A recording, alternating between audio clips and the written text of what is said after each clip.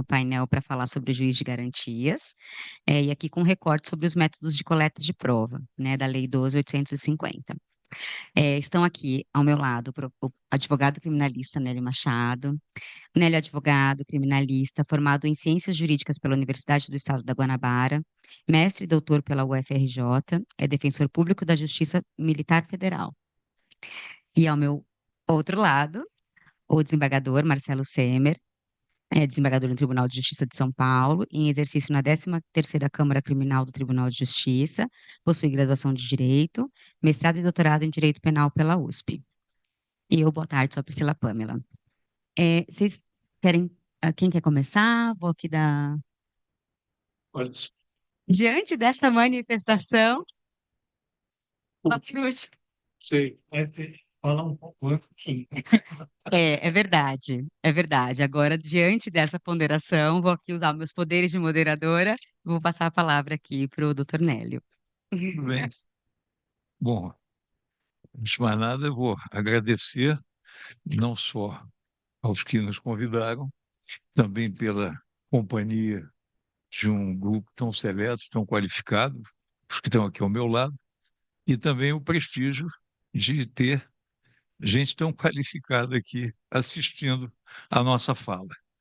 Isso, por si só, já estimula sobremodo, porque quando se fala para quem pensa, e todos aqui pensam, mas existem alguns que têm tamanha qualificação de vivência, de experiência, que nós nos sentimos muito incentivados a tentar dizer alguma coisa que tenha alguma serventia numa reflexão diante de um momento conturbado que não vive só o Brasil, mas que vive o mundo.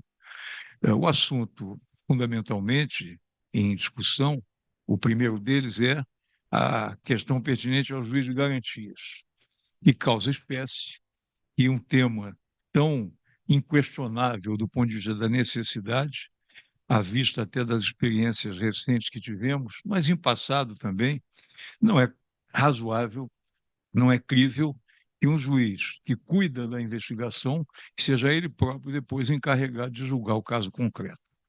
Eu não preciso situar nem o caso atual, ou mais recente, e que teve mais notoriedade e que deu no que deu, e todo mundo sabe, eu não preciso nominar os protagonistas. O Brasil não desconhece as mazelas que daí advieram. Mas se voltarmos no passado, o Código de Processo Penal brasileiro é de 1940, 41, inspirado em Mussolini, Código Rocco. Então, a nossa tradição de prestação jurisdicional em matéria penal nunca foi razoável do ponto de vista do direito de defesa.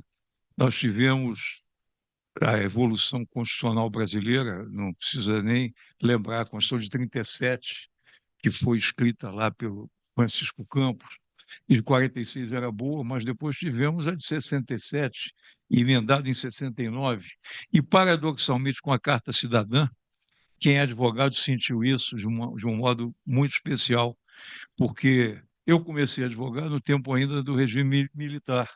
Alguns daqueles episódios, quando aconteceram, eu ainda era estudante de direito, mas quis o destino. Meu pai era um dos advogados atuantes naquela área, eu fui trabalhar com ele e logo, logo participei daquelas defesas importantes, organizações de esquerda, ações armadas, à conta de, inclusive, algumas que chamavam de ação de captura e não de sequestro, para salvar pessoas torturadas, dizimadas, mortas, desaparecidas. No escritório tivemos pelo menos uma dezena de réus que nem chegaram a ser réus muitas vezes. O caso mais notório, esse precede até a minha formatura como advogado, o caso Rubens Paiva. Mas não tem só o Rubens Paiva, tem Ana Maria Nassinovia, que tem Onestino Guimarães, enfim, tem, esse é de Brasília, inclusive. O fato é que, naquela época, sem embargo, de se ter uma situação de absoluta excepcionalidade, um regime de exceção, suprimiu-se no AI-5 de 13 de dezembro de 1968 a garantia do habeas corpus. E nem por isso os advogados se intimidaram. A visão que se teve foi a de lutar, como já o fizeram os que nos precederam no Estado Novo, na defesa de Prestes, em que Sobral Pinto invoca a lei de proteção aos animais, na defesa de Berger, na defesa do prefeito Pedro Ernesto, defendido por um grande advogado, Mário Bulhões Pedreira. Criou-se um tribunal ad hoc, o Tribunal de Segurança Nacional, que era tudo menos um tribunal.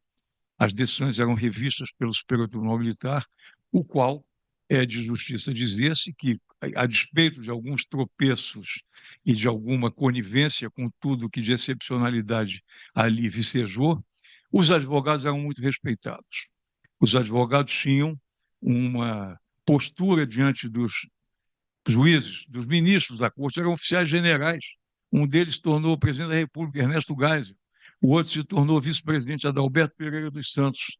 E hoje nós temos dificuldade para falar com juízes, não só de primeiro grau, como também no Tribunal de Justiça, como também no Superior Tribunal de Justiça, como também nos tribunais regionais federais e na nossa Suprema Corte também.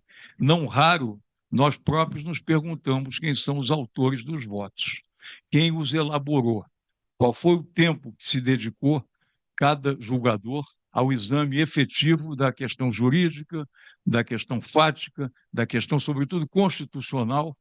E aí eu vou entrar um pouco mais diretamente no tema pertinente ao assunto juiz de garantias. Esse assunto, em toda a América Latina, praticamente é adotado. Em Portugal está aí o ministro Sócrates, na França, Alemanha, em todos os cantos, mesmo nos países de tradição anglo-saxã, Estados Unidos e Inglaterra, não há a possibilidade que o acusador, o partícipe da acusação, o partícipe da investigação, se convole, se transmude, se convole em juiz da causa.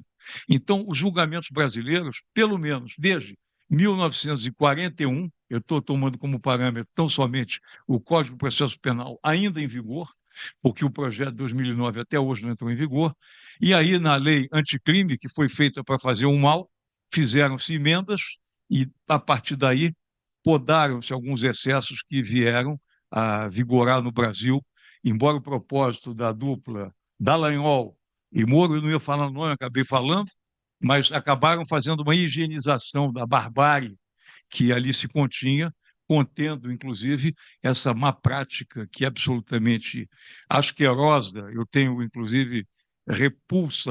O Sócrates usou a expressão há pouco, nojo de delação premiada. Eu tenho também esse sentimento. É uma palavra forte em demasia, mas é muito feio que se possa convolar em meio de prova algo que decorre da alcaguetagem. Isso nunca foi bonito, nem na escola primária, em qualquer momento da vida. O próprio advogado que opta por esse caminho, no tempo da defesa política, o advogado que assim deliberasse, que seguisse esse caminho, ele era mal visto pelos colegas. Não ia se sentar numa mesa de bar, como nós nos sentamos ontem, no restaurante, para ouvir uma música, para falar de coisas boas da vida, falar de poesia, falar de direito, falar de justiça, mas eu sou uma pessoa dada à digressão, e se eu não for divertido, vão me censurar em breve. Eu tenho olhares aqui atentos a essa minha tendência de perder o norte. De qualquer maneira, Portugal chegou ao Brasil, parece que um vento bateu, e o vento vai me levar ao tema principal.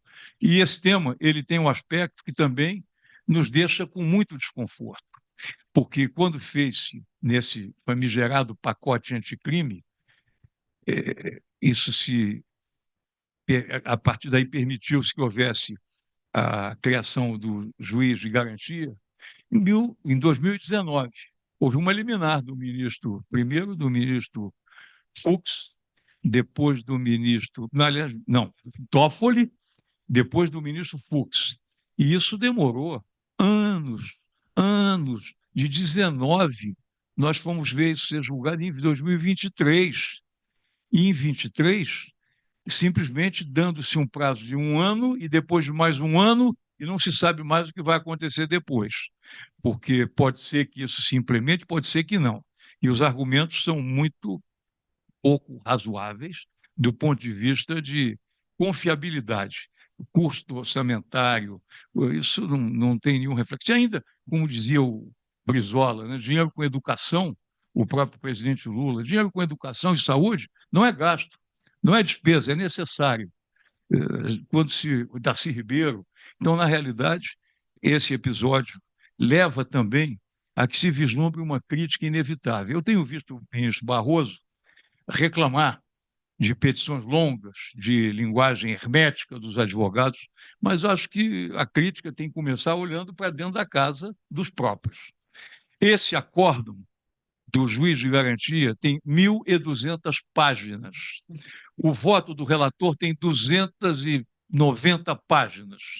Com o advento, inclusive, da TV Justiça, tem aspectos positivos, mas eu reputo mais negativos do que positivos. Casos de repercussão, todos se tornam relatores.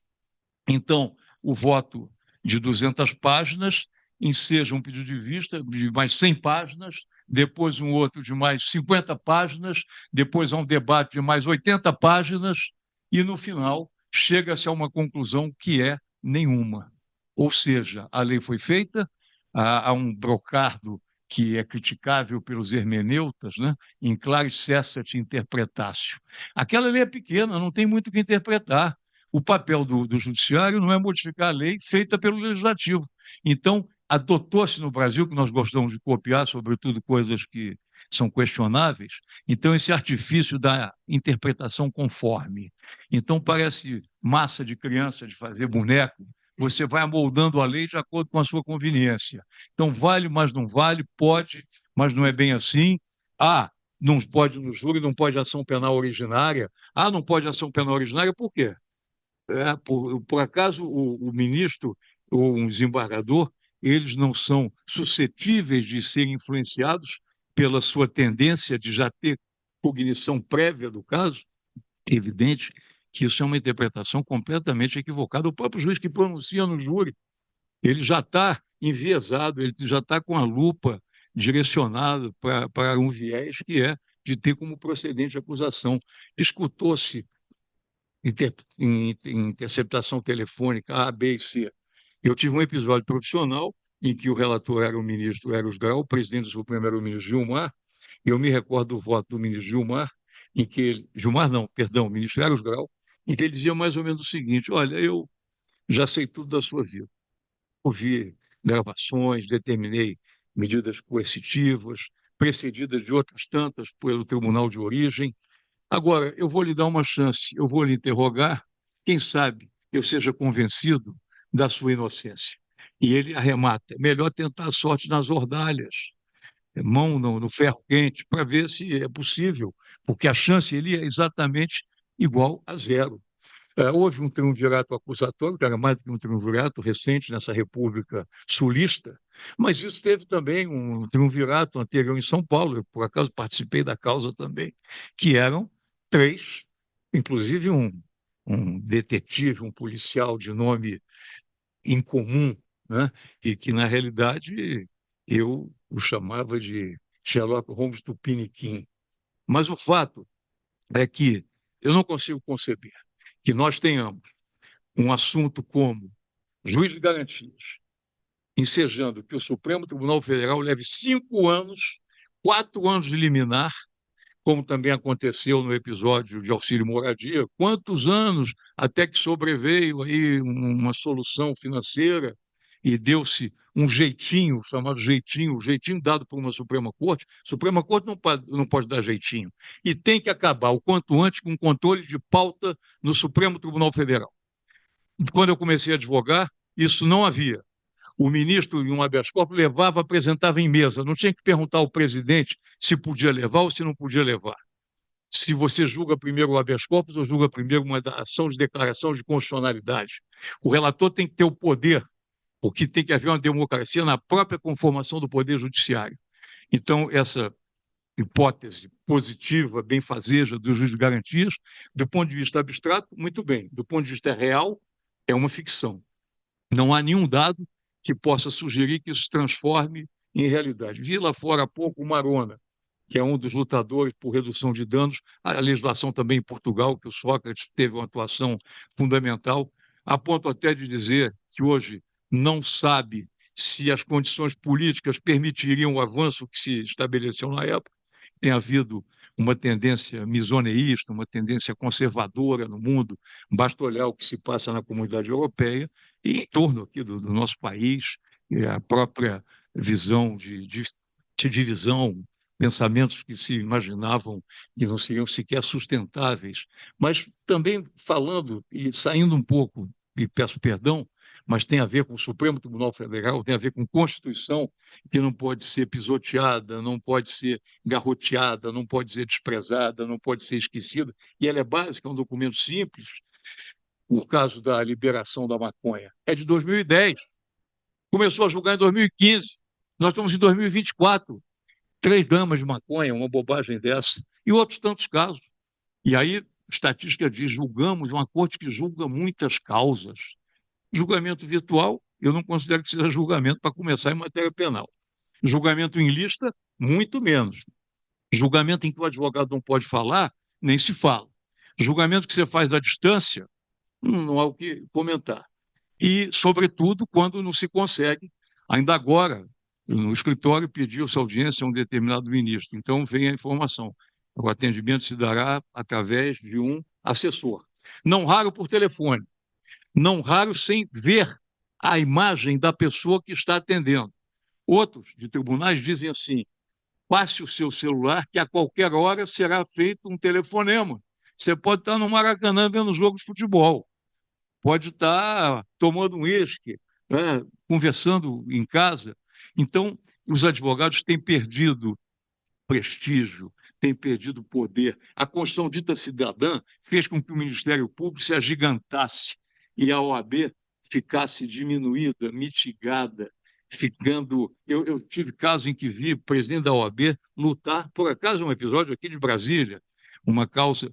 Eu tento não falar de caso pessoal, mas é inevitável, eu sou um advogado militante. A minha experiência é menos acadêmica e é mais vista com o cotidiano. Então, o presidente da ordem falava na imprensa que era necessária a prisão do ex-governador.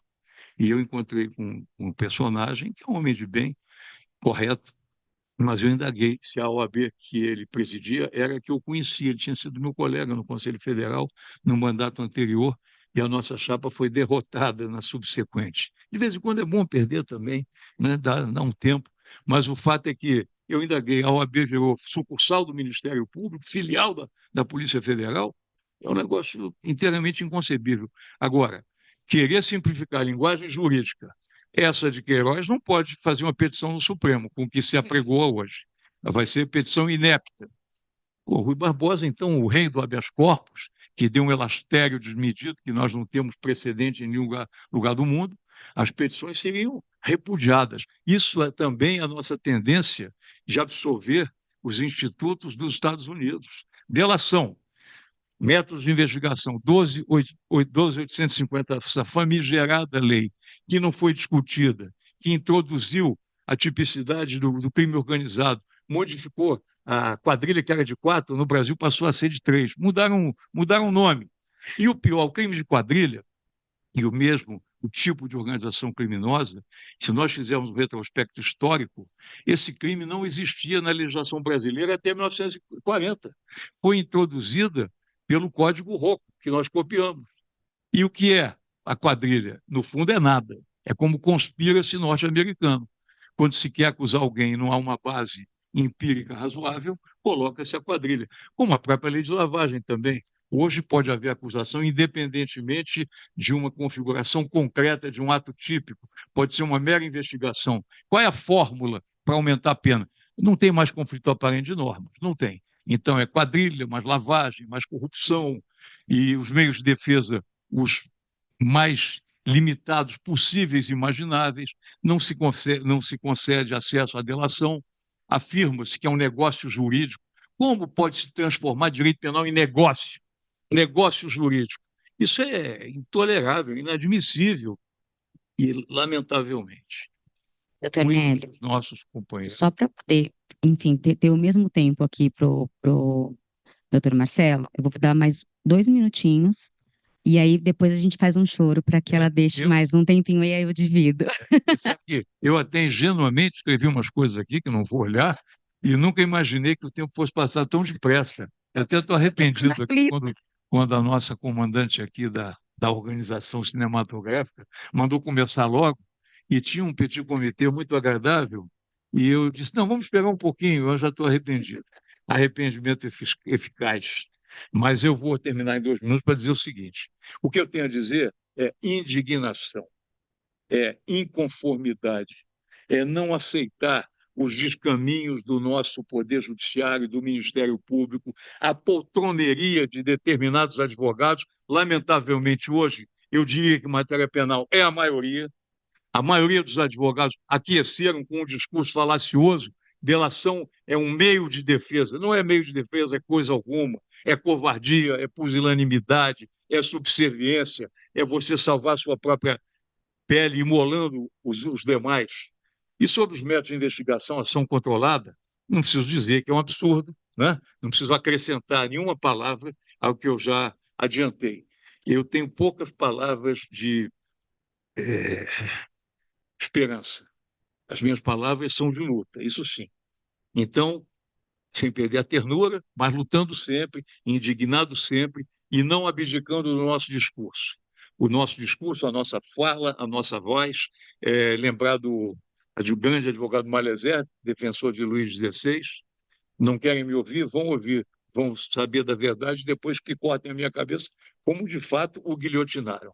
Mas eu, como não quero ser guilhotinado aqui pela presidência, eu, como diria o Rui Barbosa em oração aos meus, caço velas ao discurso e paro por aqui e agradeço a atenção de todos.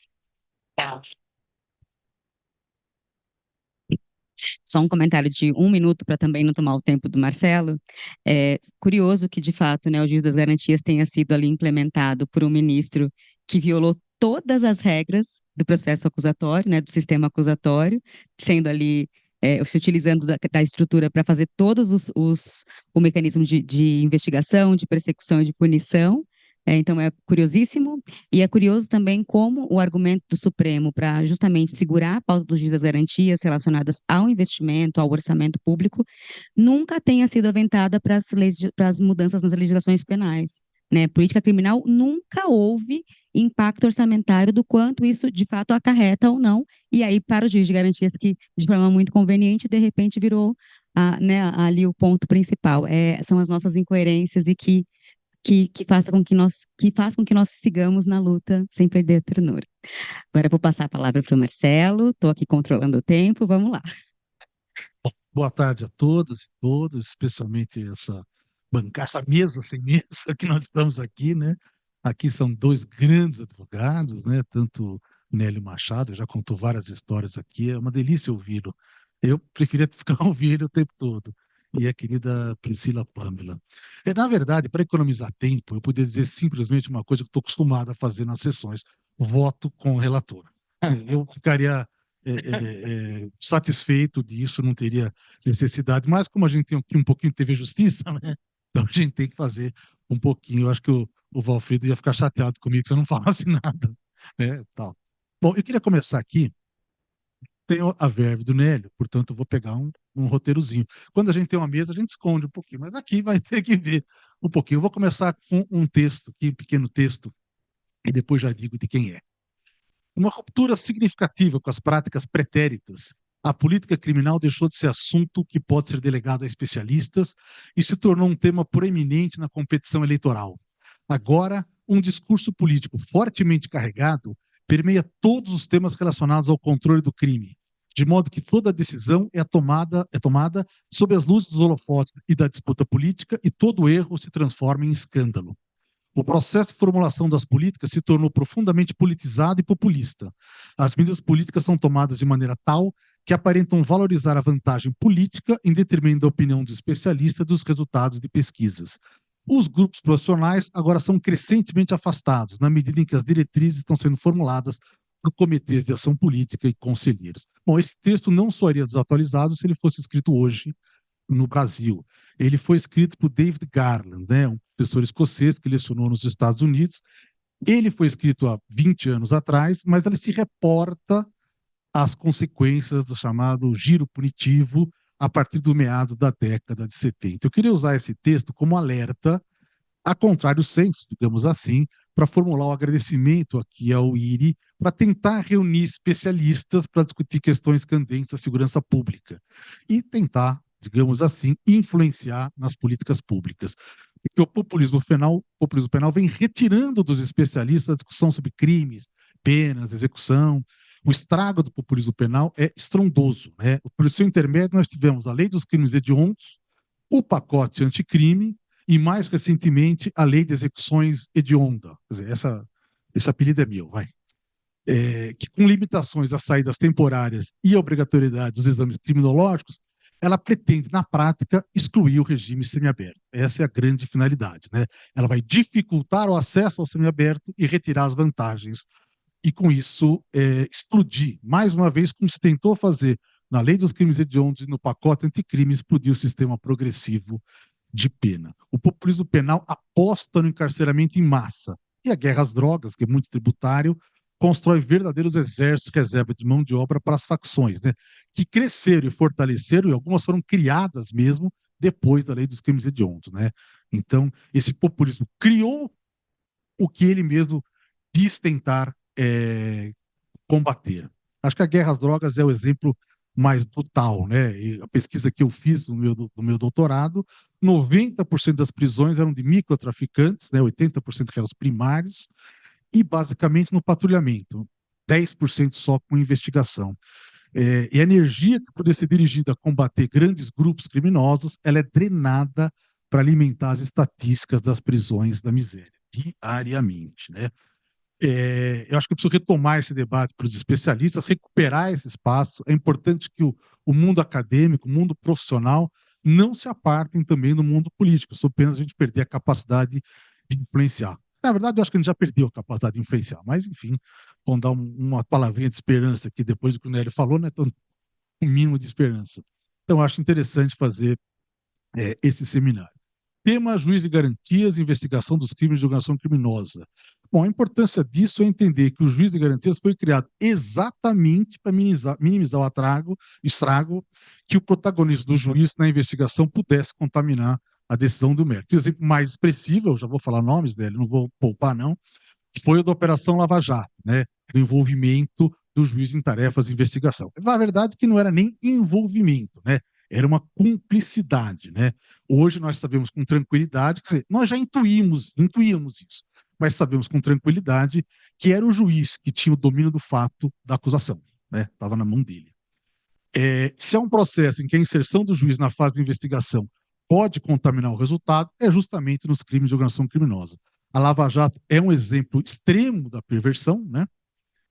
Mas a sobrevivência do sistema inquisitivo, dos poderes presidencialistas, do poder geral de cautela, da busca da verdade real, tudo isso, Nélio, extraordinariamente mantido após a aprovação do juiz de garantias, pela votação na terceira Câmara Revisora, né? Tem o Câmara dos Deputados, Senado e Supremo, né? Foi basicamente isso que aconteceu. Eles tiraram o jogo no terceiro tempo. Isso tudo é o elemento central do formato, aquilo que eu estou escrevendo e pensando, e que eu chamo de racionalidade punitivista do juiz. Essa é a minha pretensão de pesquisa, de tentar entender por que os juízes são assim como eles são, porque eles deixam o Nélio tão chateado. Enfim, é um conjunto de práticas e hábitos pelos quais o juiz se arroga no combate à criminalidade e se afasta da imparcialidade.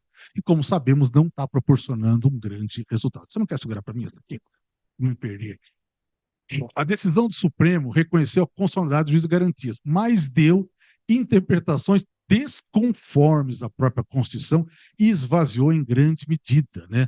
Ele desperdiçou explicitamente a possibilidade de varrer o sistema inquisitivo que vem lá do Código Fascista. O juiz que protagoniza a colheita de provas, ele pensa a prova como um instrumento para a sua decisão, e não propriamente uma oportunidade para as partes para demonstrar seus argumentos. Tem duas grandes consequências nisso. Primeira, que o juiz indefere provas que não lhe interessam, porque a prova é critério do juiz. Então, vocês vão ver isso nas decisões. A prova é feita para o juiz. Então, se o juiz não acha importante, não precisa fazer a prova. E pensar em nulidades só quando causa um prejuízo, porque a nulidade deixa de ser um cerceamento de direito para ser um instrumento. Ou seja, se o juiz conseguiu chegar na decisão, então não importa o defeito processual. A permanência do sistema inquisitivo, o mergulho do juiz na condução da prova, a possibilidade de lidar com a ideia da verdade real, né, que vem lá desde Frederico Marx, enfim, coloca a responsabilidade do processo na mão do juiz. Isso é uma coisa que particularmente me incomoda, porque isso vai gerar uma tensão psicológica sobre o juiz. Eu vou falar isso com conhecimento de causa, não psicológico, mas do juiz. Que é o seguinte, o juiz, quando absolve por insuficiência de provas, ele se sente fracassado. Ele sente que o processo é um fracasso. Não deu certo. Isso aqui não funcionou. Devia ser a derrota da acusação, não do juízo. Mas a gente não consegue fazer essa ruptura. A lei das organizações criminosas ajudou a sedimentar essa situação. Ela abriu caminho para o negócio processual, que o Nélio já falou muito bem, nessa colaboração premiada. Eu coloquei aqui no meu texto, Nélio, muitas vezes pervertida, né? Mas basicamente sempre pervertida, né? E seria muito bom a gente falar assim, puxa, na Lava Jato a colaboração foi pervertida, porque existia prisão para delação. Mas a gente está vendo prisão para delação também agora nos atos, inquéritos e etc. e tal, democráticos, etc. É difícil dizer, mas a gente tem que dizer que está acontecendo tudo da mesma forma, né? A lei das organizações criminosas estabelece uma sanção a quem não colabora, que é o tipo do artigo 2º, parágrafo 1º, que é nas mesmas penas, etc. e tal. Em geral, toda vez que acontece isso no código, né? Nas mesmas penas, vem bomba. Né, vem bomba. Você fala, olha, eu vou pegar aquele negócio para estender para a galera geral, né? E o que ela fala aqui nas mesmas penas? Quem impede ou de qualquer forma embaraça a investigação. É um texto extremamente vago, né? Viola o princípio da taxatividade, mas o Supremo afastou essa violação na ADI 5567. O relator foi o ministro Alexandre de Moraes. Ele entendeu que a utilização de termos mais abertos não foi por acaso. É óbvio que não foi por acaso. Eles não fazem aberto por acaso, eles fazem aberto de propósito, né? E colocou a seguinte frase aqui ainda: pois seria impossível esgotar todas as condutas praticadas por integrantes de organizações criminosas. Silêncio que o ministro está aprendendo o critério da fragmentariedade, o princípio da fragmentariedade do direito penal, ou seja, não cabe todas as condutas mesmo. Mas se a gente vai abrir para todas elas, nós estamos abrindo o raciocínio para a porta para analogia e todas as outras considerações, né? Mas o que me incomoda profundamente é essa ideia, essa díade aí, né? Colaboração versus obstrução. Por quê? Porque ela acaba depositando no investigado a responsabilidade da investigação. E a investigação tem que ser de responsabilidade da agência policial ou do Ministério Público, né? E quando a gente investe a carga sobre o réu, resulta nos excessos que a gente viu na Lava Jato, como essa ideia de prisão preventiva para delação. Bom, na Lava Jato, ainda, além de tudo isso, a gente teve um estímulo maior do que a lei, né? Então eu não consegui entender, falar, não, mas eles estão dando aí, sei lá, 12 anos em regime aberto, 15 anos em domiciliar, né? Começava a falar, tá estranho. Eu falei, pô, Marcelo, justo você está reclamando penas boas para o réu. Não é que é pena boa para o réu, é que isso é o preço que está sendo pago para ele delatar determinada pessoa. Esse negócio. E quando o estímulo é muito grande, a delação é muito pouco confiável. Né? Você está recebendo demais. Eu acho muito complicado, sempre achei isso. Essa ideia agora virou universal isso. Que o réu não possa falar com os outros correios. Não, o réu não pode falar com os correios. O Alexandre de Moraes chegou a colocar um termo que pareceu que os advogados também não podiam se conversar. O réu não pode falar por intermédio do seu advogado. Mas veja, o promotor pode falar com o corréu. Ele pode fazer uma proposta para ele. Olha, eu te pago tanto, tal. Teve um caso, não sei se era Lava Jato, acho que não era. Acho que era Gedel Vera Lima, etc. Tal, que ele foi falar, alguém da família foi falar com outro corréu. Ele não pode. Ele está obstruindo a justiça. O promotor pode falar com o corréu para convencê-lo a delatar, mas ele não pode falar. Eu acho essa coisa muito complicada, você dizer, foi tirando o direito do réu. E daí, se eles vão combinar uma versão? Não interessa, você não condena a pessoa pelo interrogatório. O interrogatório, ele tem o direito de não falar nada. Você tem que ter as provas contra ele. Mas essa ideia de você fazer que o investigado produza a prova, o que torna displicente a investigação. Ah, não preciso fazer nada, vou botar o cara lá, vou dar um grande benefício para ele e ele faz a prova para mim, ou seja, o réu faz a prova para o Estado. acho que a gente deve se atentar para o fato que o Supremo reduziu drasticamente, o Nélio já falou isso, o âmbito de aplicação do juiz de garantias e manteve os poderes presidenciais do juiz. Me incomoda muito o que eles fizeram com o artigo 3D. O artigo 3D era o seguinte: o processo penal terá estrutura acusatória vedadas a iniciativa do juiz na fase de investigação e a submissão à atuação probatória do órgão de acusação. Pela interpretação conforme, o Supremo colocou: o juiz, pontualmente, nos limites legalmente autorizados, pode determinar a realização de diligências suplementares, para o fim de dirimir dúvidas sobre questão relevante para o julgamento do mérito. Esse texto não foi votado, nem na Câmara, nem no Senado, nem nos dois. Ele foi introduzido pelo Supremo por conta própria. Basicamente, o que o Supremo fez foi confirmar aquele meme que corria nas redes sociais, né? Aquele aviso no bar: não pode dançar abraçado, mas se quiser pode. Basicamente o que ele fez foi isso. Mas só vai fazer papel de acusação se ele tiver em dúvida. Meu Deus do céu, se ele tiver em dúvida no processo penal, é a favor da defesa, não a favor da acusação, né? Ah, mas ele está com uma dúvida insolúvel. Então já sabe o que fazer, né? Não tem muita coisa para fazer. Depois, o Supremo permitiu a comunicação dos elementos de inquérito, sobretudo as declarações, né, colhidas sem contraditório, com o juiz da instrução. E muitas vezes, eu fiz a minha pesquisa com base nisso, as provas, a prova do inquérito é muito mais importante que a prova de coisa. Porque falou lá o cara que comprou a droga, está lá no inquérito. Em juízo, ele nega. Ah, mas ele não provou os motivos da retratação. Ou seja, está valendo lá a prova produzida fora do inquérito. Aí a gente tem que ouvir um ministro como o Cristiano Zanin, que veio da defesa, embora não da defesa criminal, dizer: não, ele tem que ter o direito para que nós podemos ter ampla defesa. Não, mas você pegar os elementos de inquérito para condenar é ampla acusação, não é ampla defesa. Que o inquérito é sempre condenatório. Se o inquérito não é condenatório, o juiz já rejeitou a denúncia. Se ele recebeu a denúncia, ele é condenatório. Não tem... Uma vez eu estava num curso da Escola da Magistratura, quando ainda me convidavam, né?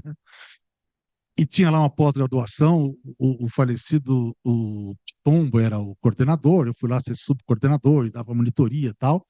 E aí um dia eu estou falando lá, minha classe tinha 3 delegados, né? E falando: não, porque eu vou, para analisar a prova, eu vou pegar a prova em juízo, não vou olhar a prova de inquérito. Os delegados ficaram loucos, então tudo que a gente fez não valeu nada. Eu falei: mas cara, se eu recebi a denúncia, já valeu. É para isso que serve para isso. Mas você nunca vai olhar o inquérito? Eu falei: não, eu olho às vezes, para ver se tem contradição entre os policiais. Aí eles ficaram bravos. Eu falei: mas por que você faz isso? Porque a favor da defesa posso, não é contra para a defesa. Não é um jogo igual, né? Essa foi paridade de armas. Não, a defesa tem benefícios que a acusação não tem, como de falar por último, como de ganhar no empate. Isso é o processo penal. Por que tem isso? Porque é o Estado contra o indivíduo. Você tem que tentar reduzir. Mas deixa eu agora. Eu vou te alertar mais um minutinho. Ah, mas não vou conseguir. É. Tá bom, tá bom. Eu vou entender a palavra da Letícia como uma autorização É que ela tá no fundo ali mostrando a placa para mim, ó. Bom, aí. Bom, e também proibiu, considerou inconstitucional o impedimento do juiz que funcionou no processo. Tá, só faltou a última página. Pega aqui, vamos lá. Considerou inconstitucional o impedimento, quer dizer, o juiz que trabalhou na fase de garantia pode julgar. Ah, ele não vai julgar porque são 2 juízes. Mas e se ele promover e pegar outro cargo? Ele vai julgar. Imagina no Lei de Organização Criminosa. Ele ficou controlando a investigação controlada e, puxa, como ele se promoveu, ele é o juiz. Pronto, ele é o juiz. Ele vai fazer isso. Eu vou reduzir um pouquinho aqui para falar desse artigo que me incomodou bastante também, que é o 3F. O juiz das garantias, não, como é que estava na lei, né? Ora a lei, né? O juiz das garantias deverá assegurar o cumprimento das regras para o tratamento dos presos, impedindo o acordo ou ajuste de qualquer autoridade com órgãos da imprensa para explorar a imagem da pessoa submetida à prisão, sob pena de responsabilidade civil, administrativa e penal. Ou seja, o juiz tem que impedir o fulano de ficar dando entrevista, etc. e tal. Mudou para o Supremo, fez um novo texto. A divulgação de informações sobre a realização da prisão e identidade do preso pelas autoridades, MP e magistratura, deve assegurar, pela ordem, vou ler para vocês. Primeiro, a efetividade da persecução penal. Segundo, o direito à informação. E terceiro, a dignidade da pessoa submetida à prisão, para não dizer que não falou. O que eu acho absurdo, honestamente, é o seguinte: a efetividade da persecução. Eu vou falar a última coisa sobre isso. A efetividade da persecução penal. Isso me lembra um artigo que o ex-juiz Sérgio Moro, ex-juiz, ex-ministro, mais ainda senador, escreveu em 2004, 10 anos antes da Lava Jato, louvando a Operação Mãos Limpas Manipulite. Nesse artigo, Moro Sérgio Fernandes escreveu: o conge exarce... Não, não é isso aqui, tô brincando. Tô brincando, tô brincando. Ele escreveu o seguinte, abre aspas, agora aspas de verdade, vai. Agora é o texto editado, revisado. As prisões, confissões e a publicidade conferidas às informações obtidas geraram um círculo virtuoso, consistindo na única explicação possível para a magnitude dos resultados. Ou seja, a divulgação dos fatos à imprensa é que permitiu a efetividade da execução penal. É lamentável que a interpretação conforme do Supremo tenha colocado a efetividade da persecução penal com a primeira questão a justificar a ampla publicidade dos fatos. Para terminar aqui, o populismo penal, ele atropela a política de segurança, ele joga no simbólico e não na investigação. Ele aposta no sensacionalismo e na repressão. Ele trabalha com o grande encarceramento, mas não com o encarceramento dos grandes. Isso não importa. Todo esse pessoal que faz populismo penal, depois quer votar para os grandes, etc. e tal. E a guerra às drogas, tem um modo específico de guerra às drogas, eles podem falar isso. Mas o que me parece importante é o seguinte: nós precisamos fortalecer a investigação e não propriamente o papel do juiz nessa investigação. O que a gente tem hoje é exatamente isso, esse combate ao crime sem investigação, que é aquilo que eu estudei no Sentença e no Tráfico. 90% dos crimes, das prisões feitas pelo patrulhamento da Polícia Militar. Qual é o grande drama disso? A seletividade. Ele só vai nos lugares onde tem pretos e pobres, né? Ele vai no baile funk, mas não vai na festa rave. Ele vai na Cracolândia, mas não vai no condomínio, etc. e tal. E a ideia de um sistema acusatório, distinguindo claramente as funções, seria de juiz e de promotor, seria bom para ambas as instituições. E o Supremo tinha essa decisão nas mãos. Ele não precisava fazer nada. É só dizer, é constitucional, ponto, chega, não precisa fazer nada. Mas ele acabou provocando aquilo que já dá para dizer, que é a perda de uma chance. Eu não sei se a gente vai ter outra por aí.